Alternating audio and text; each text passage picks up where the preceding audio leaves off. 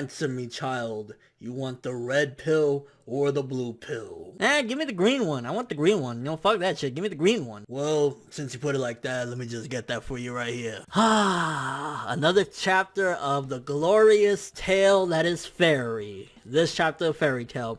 So essentially, one of the most hyped up, one of the things that I was very excited about, Natsu E.N.D.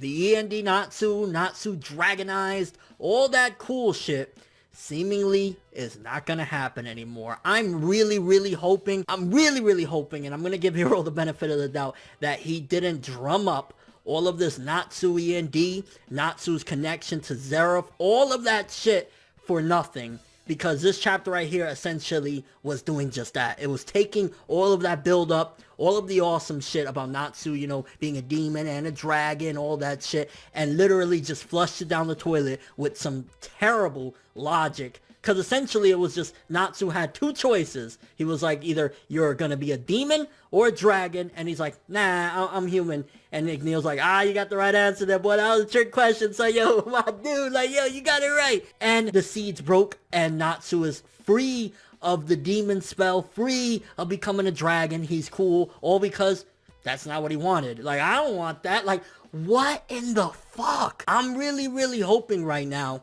that that's not the end of that situation, because if it is, that was absolutely terrible. Like, he kind of was doing the, inner monologue, something like, you compare it to, like, maybe Naruto, when Naruto would be talking to the Kyuubi inside of his head. That's what Hiro was going for with this, but it was never to the point where it's like, if Naruto thought, yeah, I don't want to be a Jinchuriki anymore, and Kurama was like, fair enough then, mate, I'm gonna piss off now. Like, it never happened like that. But in Fairy Tail, apparently now, that is all gone, and honestly, if that's truly the case, which I'm going to give the benefit of the doubt, I have to, for my own sanity, that Hiro is going to fix something up, and it's going to go down the road where that's not going to be the complete end of it. There's going to be something more to it. I mean, maybe you could argue that getting rid of the whole thing of Natsu, if he kills Zeref, then he dies. Okay, that's a way to get rid of that problem. But the whole E.N.D. thing in general, and him being dragonized and all that shit, it's just like, how is it that your mind state of just, I think I am, and like,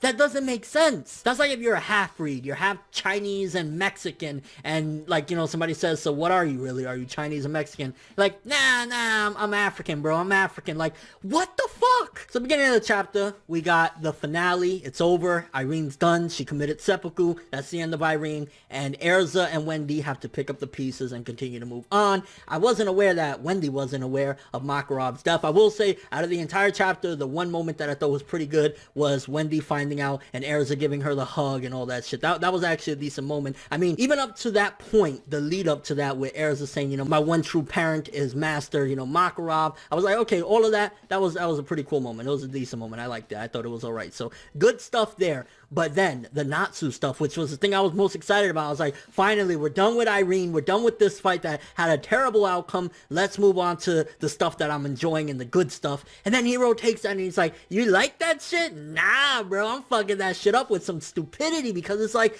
it'd be different if there was some really good logic behind it or some consequences behind it, something there to give us a golden nugget. Like, you waited this long, you were really hyped for this, you was excited, so I'm gonna give you something. But he seemingly threw it all away. He threw it all away right then and there over just Natsu saying, nah, I'm human. Like, that...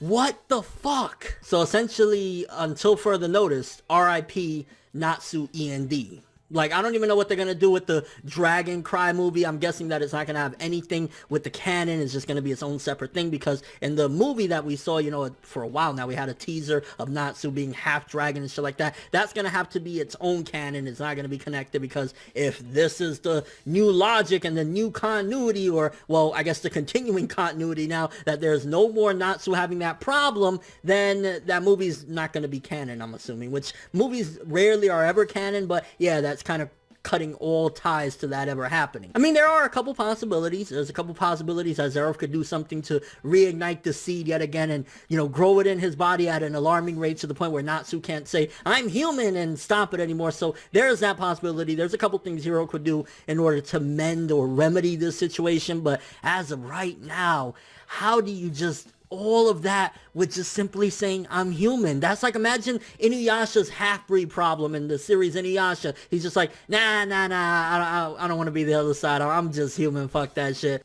What? And that also brings up the question because Natsu was like, hey, Happy, you spilled the beans to Lucy in regards to the whole thing of if Zeref dies, he dies. Is that still going to be the case? Because seemingly he said, nah, I think I'm going to be alright. So with the demon seed being gone, is he no longer connected to Zeref in any form? Like, so if Zeref dies, he's still going to be okay? Is that the case now? Which, again, that takes out even another really interesting and cool subplot that was implemented for a while now that completely dismisses it because it seems as though he's saying, yeah, it's going to be fine. I'm no longer a demon or a dragon. I'm just plain old human now. Like, what the fuck? And then towards the end of the chapter, we see that the effects of Universe 1 are completely done. Everything's going back to normal. August is there, and August, get ready, bro. You're the next to get bodied. You're the next to get wrecked. You're the next to get shreked by the power of friendship and fairy tale, boy. Like, August, I had high hopes, but I had high hopes for Irene, and look what the fuck that led to. That led to some fucking serious catastrophe. And Princess Hisui is back to normal, so I guess progression there, and everybody's back to, for the most part, the same old shitty situation that they were in to begin with, but this chapter of Fairy Tail, yet again, very, very disappointing, especially that was the biggest thing I was excited about. The biggest. That was the most interesting thing to me. That was the most exciting thing. That was the thing that really had me in Fairy Tail right now that, nah, I gotta see this E.N.D shit. I gotta see. And Hero, you do that?